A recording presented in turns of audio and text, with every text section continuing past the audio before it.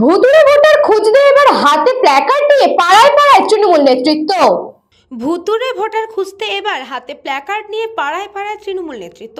কলকাতার নেতাজি ইন্ডোর স্টেডিয়ামে তৃণমূল সুপ্রিম মমতা বন্দ্যোপাধ্যায় ঘোষণা করেছিলেন, একই এপিক নম্বরে রাজ্যসহ ভিন রাজ্যের ভোটার রয়েছে, সেই সকল ভুতুড়ে ভোটার ডিলিট করে স্বচ্ছ ভোটার তালিকা প্রকাশ করা হোক।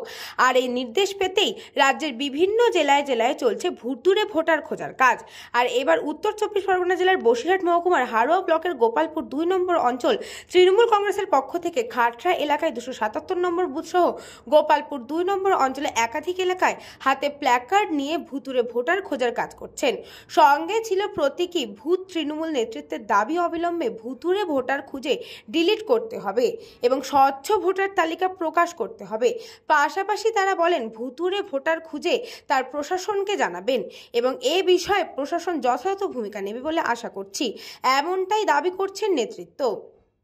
দেখুন, আমাদের দলের নেত্রী মমতা ব্যানার্জি নেতাজি ইন্ডোর স্টেডিয়ামে পরিষ্কার বার্তা দিয়েছিলেন এ বিষয়ে ভুতুড়ে ভোটার অনুসন্ধানের ক্ষেত্রে যে ধরনের সিদ্ধান্ত ও পদক্ষেপ নেওয়ার জন্য। তারপরে গত 15 তারিখে আমাদের দলের সর্বভারতীয় সাধারণ সম্পাদক অভিষেক ব্যানার্জি ক্যাটেগরিক্যালি এই বিষয় নিয়ে আমাদের রুটম্যাপ ঠিক করে দেন এবং বিধায়ক, আমাদের সম্মানিত বিধায়ক রবিউল ইসলাম এবং আমাদের ব্লক সভাপতি শফিক আহমেদ মাদার মশাই আমাদেরকে ক্যাটেগরিক্যালি বিষয়টা বুঝিয়েছেন এবং তারপরে আমরা সমস্ত কর্মী সমর্থকদেরকে নিয়ে, সমস্ত মেম্বারদেরকে নিয়ে আজকে এই ভুতুড়ে ভোটার নিধন করার পরিক্রমায় নেমেছি।